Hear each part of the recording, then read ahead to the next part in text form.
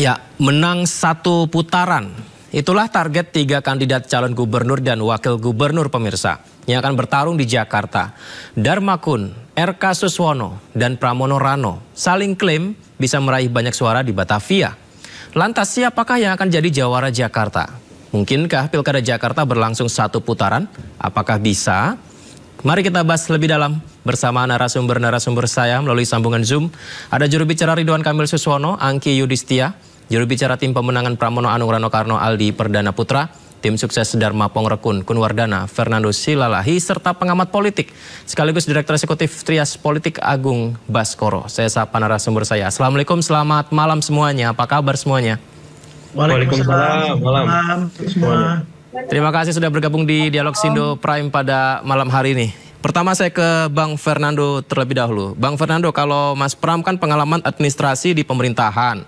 Bang Rano, ya kita semua tahu di film Sidul Anak Sekolahan sangat lekat dengan Jakarta. Kemudian RK Suswono modal elektabilitas dan banyaknya parpol pengusung. Nah, kalau pasangan Dharma Kun nih, seperti apa Bang? Sehingga punya keyakinan satu putaran. Bang Fernando.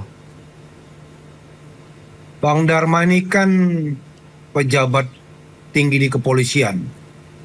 Ya, dia tahu bagaimana situasi politik yang sesungguhnya. Dia bukan kelas lokal, ya, udah regional dia. Bagaimana supaya Jakarta ini aman? Aman bukan hanya dari sisi keamanan, aman dari pangan, ya, aman dari pendidikan, aman dari kemiskinan, aman juga dari investasi, ya, itu program dari Dharma. Jadi kalau ditanya, walaupun lawan-lawan kita di Pilkada Jakarta ini katanya sudah pengalaman, ada yang di Jawa Barat, ada yang pernah gubernur di Banten, ya, Seskap, ya. Tapi Dharma sudah berpengalaman di kepolisian. Ya, kita tahu sekarang ini kan polisi itu sebagai keamanan. Ya, dia yang tahu bagaimana Kamtipmas itu, bagaimana supaya tidak ada. Kemarin tuh ada di running text salah satu TV, bayangkan aja, begal tuh berkeliaran di Jakarta. Ya, bagaimana juga tindak pidana yang lain, misalnya ada pelecehan-pelecehan. Nah, ini kan yang perlu dibenahin. Sehingga kami yakin, ya, dengan pengalaman dari Bang Dharma, kita bisa merangkul masyarakat, kita bisa menang dalam satu putaran. Tidak yang lain. Bang Fernando, dengan segala kemampuan dan kualitas Bang Dharma dan juga Bang Kun, untuk ngejar elektabilitas pasangan lainnya ini gimana Bang Fernando? Kita sudah ini ya, mengunjungi kantong-kantong masyarakat miskin. Kita langsung ke mereka. Kita nggak perlu sebenarnya harus memberitahu kepada ini, supaya nanti pada saatnya kita bikin surprise. Orang mungkin melihat kita ini seperti, kalau sepak bola kita tim underdog ya, tapi jangan salah ya, ketika Daud dianggap sepele oleh Goliat, ternyata Daud bisa menghantam Goliat, menghancurkan. Jadi jangan menganggap kita nih gara-gara survei masih di bawah pasangan-pasangan lain, nanti akan kita bikin kejutan-kejutan besar yang tanpa diduga-duga. Kita tidak perlu terlalu mengumbar bagaimana gerakan-gerakan yang sudah dilakukan oleh Bang Dharma dan Bang Kun, gitu loh. Jadi saya yakin dan percaya kami akan bisa menang satu putaran untuk menghemat juga anggaran pemilu, ya, untuk menghemat yang nantinya dari penghematan itu kita berikan kepada inilah untuk pengentasan kemiskinan. Itu tujuan kita, memenangkan Pilkada Jakarta ini satu putaran, begitu. Baik, Bang Aldi, tadi kita mendengarkan wawancara kepada Bang Dul, Bang Rano Karno, satu putaran untuk menghemat anggaran. Apakah ini secara resmi memang jadi tujuan dari pasangan calon Pramono Rano Karno, Bang Aldi? Seperti yang disampaikan Bang Dul bahwa kita ini semua harus optimis satu putaran karena dampaknya sangat besar. Pertama dari menghemat anggaran dan di sisi lain juga agar calon-calon ini bisa bekerja sebenarnya. Jadi di situ poinnya. Nah, kita juga kalau dari tim Mas Pram dan Bang Dul ini melihat hasil survei itu membuat kami menjadi optimis. Yang dimana kami mulai dari nol, baru bekerja 2 minggu, sudah bisa mendapatkan angka di sekitar 28%. Dan kalau di breakdown lagi per wilayah itu, dengan Pak RK yang posisinya paling diunggulkan kan, melihat survei, jaraknya itu tidak terlalu jauh, 20%. Dan ini melihat variabelnya banyak loh. Kayak kita melihat partai pengusung banyaknya di Pak RK dan hanya 2 partai di kami. Terus habis itu juga mesin yang sudah berjalan Pak RK terlebih dahulu. Tapi kami bisa membuat gap itu tidak terlalu jauh. Nah di sini justru harus berhati-hati bahwa Mas Pram dan Bang Dul ini setiap pergerakannya itu berarti berimpact, membuat dukungan masyarakat akar rumput ini menyambut hangat dengan dibuktikan dengan data.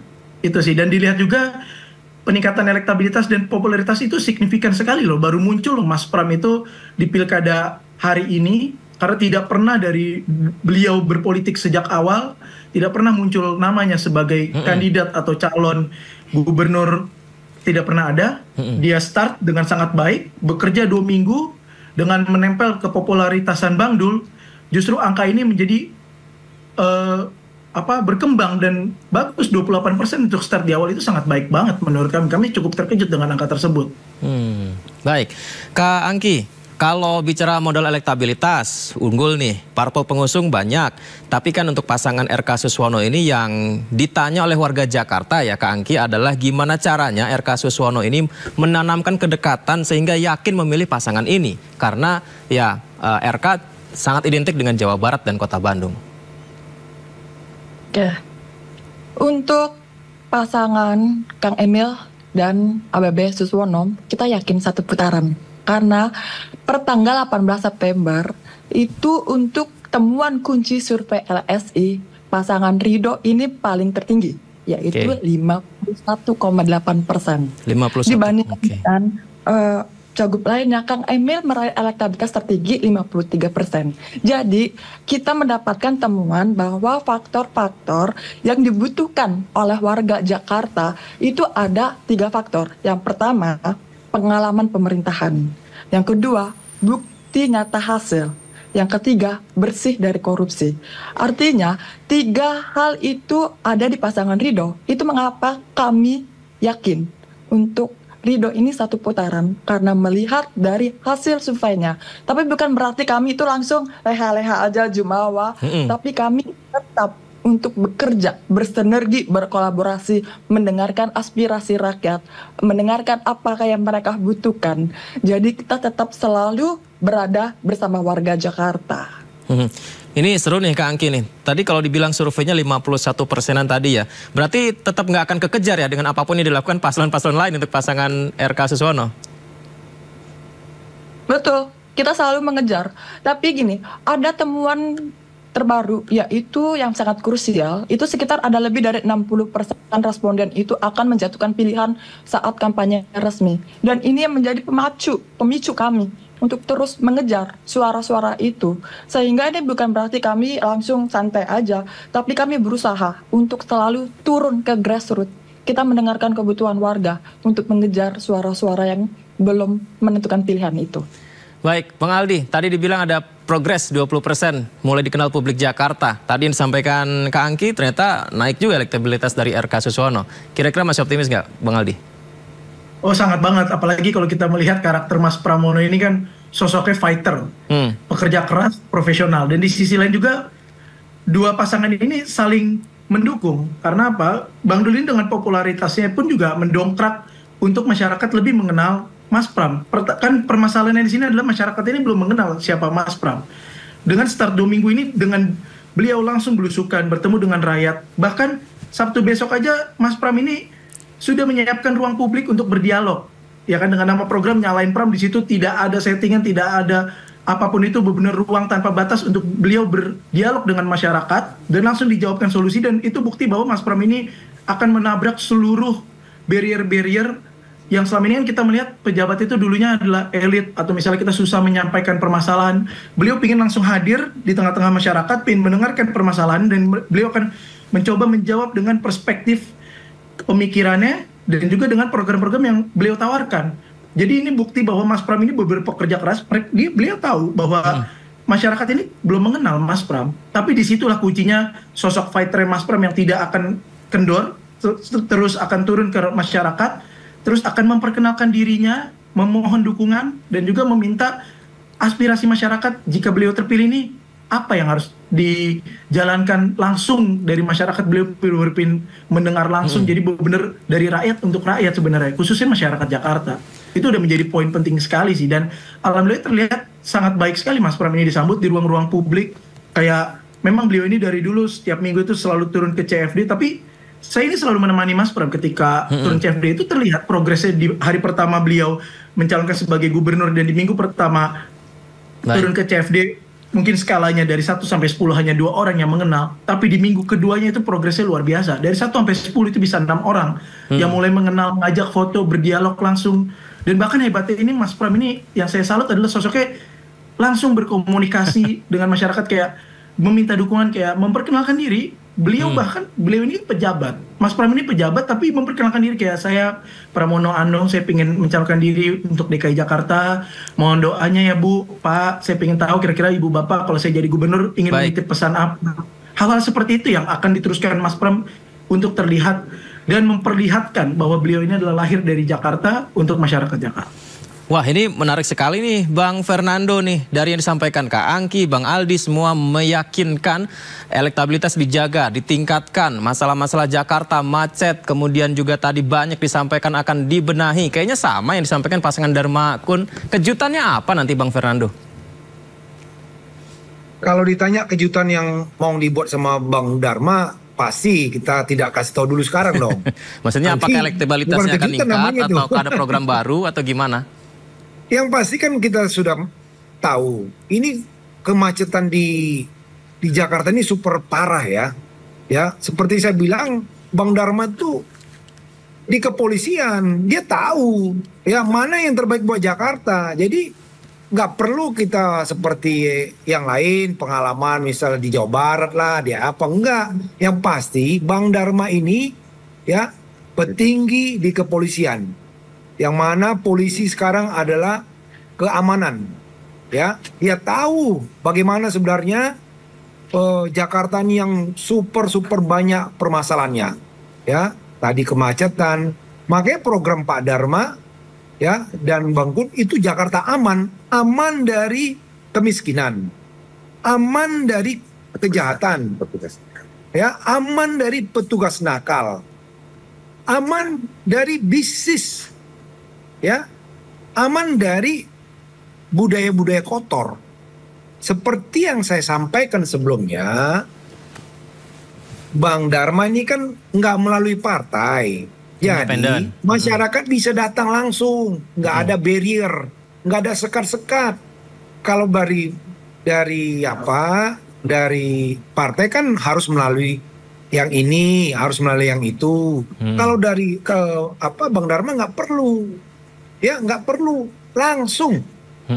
Makanya kita sudah langsung ke kantong-kantong masyarakat yang terutama memerlukan pertolongan.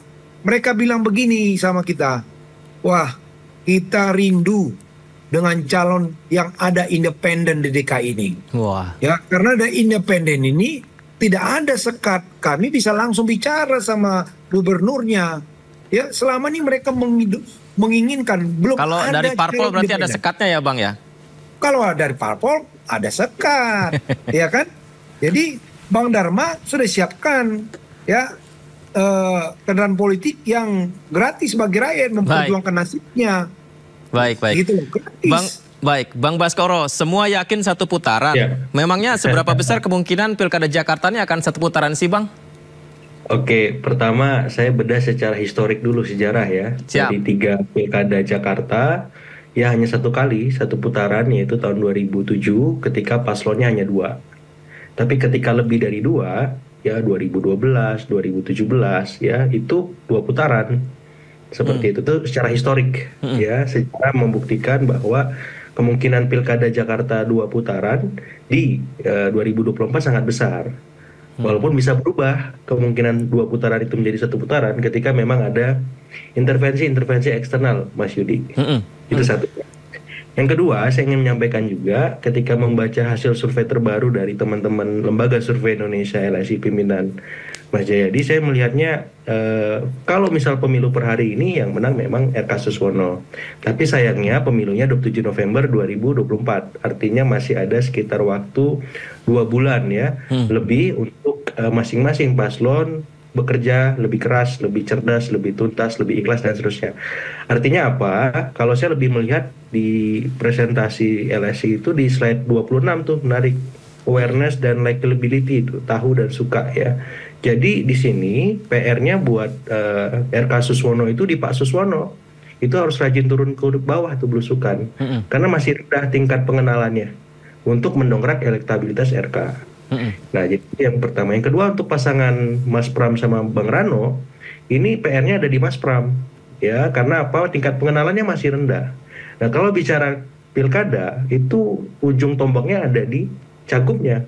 Jadi ini kabar baik buat Mas Pram, karena surveinya bagus di awal. Dan ini kabar buruk buat RK Suswono maupun Pak Dharma. Seperti itu. Kenapa? Karena trennya ini naik ya, seperti itu. Nah, yang ketiga buat Pak Dharma sama Pak Kun, dua-duanya harus lebih ekstra bekerja di bawah untuk mengenalkan diri sehingga masyarakat tahu dan suka. Jadi saya kira hal-hal semacam itu perlu dipahami, karena apa? Awareness dan likability ini penting karena ini tren pemilih ya. Kalau trennya bagus, maka kemungkinan dia naik semakin besar. Dan Pak RK itu kenapa saya bilang kabar buruk? Udah 95% tingkat pengenalannya. Jadi udah mentok. Jadi yang bisa diandalkan itu Pak Suswono. Pak Suswononya. Kalau Pak Suswononya nggak bergerak, hanya mengandalkan RK, ini bahaya. Bahaya ya. Nah, buat pasangan RK Suswono. Karena apa? Di sisi yang lain ada Pram dan Rano, yang Pram itu masih kecil, masih 45 sekian persen tingkat. Berarti masih bisa berkembang ya, Bang Baskoro? Sangat bisa, gitu. Karena waktunya masih 2 bulan lagi. Jadi hati-hati buat RK Suswono, hari ini menang, tapi belum tentu angka ini statis, ya. Ini dinamis, apalagi Jakarta kita tahu perilaku pemilihnya sangat mudah berubah karena informasi sangat pesat, sangat cepat, dan seperti timeline itu ya, per second, seperti itu. Nah, yang ketiga yang ingin saya sampaikan juga adalah faktor Anies, ya. Ketika Anies dimasukkan dalam beragam variabel di surveinya LSI, lagi-lagi di slide nomor 29 seperti itu pengaruhnya signifikan. Jadi efek Anies Factor ini benar-benar menentukan, mendongkrak ataupun menurunkan elektabilitas salah satu paslon yang sekarang bertanding. Jadi siapapun yang mendapat endorse Anies, maka kemungkinan menangnya lebih besar, Mas Yudi. Mungkin pengantar begitu, Mas Yudi. Kalau ada informasi yang kita tahu bahwa pendukung Anies ini terpecah nih, Bang Baskoro. Ada yang ke pasangan Mas Pram, Dul, kemudian RK Suswono, dan juga Dharma Kun. Ini gimana nih untuk menentukan mana arah untuk pendukung Anies sebenarnya? Iya, kalau dilacak kan pendukung Anies ini teridentifikasi ke dalam tiga segmen ya, Mas Yudi. Pertama, pemilih Islam perkotaan, dan itu sedikit banyak menjadi captive marketnya PKS di RK Suswono. Yang kedua, pemilih yang kritis dengan pemerintahan hari ini, ya, anak abah itu. Nah, yang ketiga, mereka yang puas dengan kinerja Anies. Nah, artinya apa? Artinya setiap paslon ini punya arahan, dalam tanda petik nih, melanjutkan. Nah, saya lagi-lagi memberikan masukan ke teman-teman RK Suswono. Kenapa? Karena tagline-nya Jakarta Baru, Jakarta Maju. Nah, ini hati-hati nih. Karena kan kalau memang ada arahan itu, anak abah berpikir ulang nanti. Nah, kalau di tagline-nya Pram Rano kan tagline-nya itu Jakarta nggak mau ribet ya, Pak? Mas, saya lupa. Jakarta menyala. Jakarta menyala. Ribet dah. Nggak pakai ribet dah. Nah, itu netral ya. Tapi kalau misalkan Mas Fernando sama Pak Dharma Kun, Jakarta aman, ini netral juga gitu. Jadi maksud saya, karena anak abah ini teridentifikasi dengan 3 segmen pemilih tadi, maka otomatis pekerjaan rumahnya adalah bagaimana memastikan mereka yang dalam tanda petik kritis, kemudian puas dengan kinerja Anies maupun Islam perkotaan ini terangkum dalam program-program semua paslon, Mas Yudi. Kenapa? Karena kalau tidak, ya bisa jadi ya Aniesnya, abahnya dan anak abahnya akan melihat siapa yang paling mendekati mereka. Tapi yang jelas begini, ketika abah pun atau Anies pun kemudian mengendorse salah satu, tidak serta-merta anak abah ini akan ikut abahnya. Kenapa? Karena basis mereka memilih itu rasionalitas. Ya, rasionalitas ini apa? Visi misinya kongruen nggak dengan rekam jejaknya? Apakah misalkan visi misi RK yang bagus sudah teruji ketika dia memimpin di Bandung dan Jabar? Begitu juga dengan Mas Pram dan Bang Rano, apakah memang visi misi mereka sudah terbukti ketika mereka memimpin di Banten, di Seskap dan seterusnya. Begitu juga Pak Darmakun ya. Jadi pemilih rasional ini adalah dia sangat kritis, dia check and cross check gitu ya, rekam jejaknya, visi misinya dan apapun tentang hidup mereka. Dikuliti itu. Dan kita berapa kali menyaksikan bagaimana hal itu terjadi ya. Seperti itu. Baik, Kak Angki, perlu nggak sih Bang Emil Suswono ini ngetok pintu anak abah supaya diajak milih, Kak Angki? Tapi dijawab setelah jeda, kita jeda terlebih dahulu. Sindo Prime masih akan segera kembali, tetap bersama kami.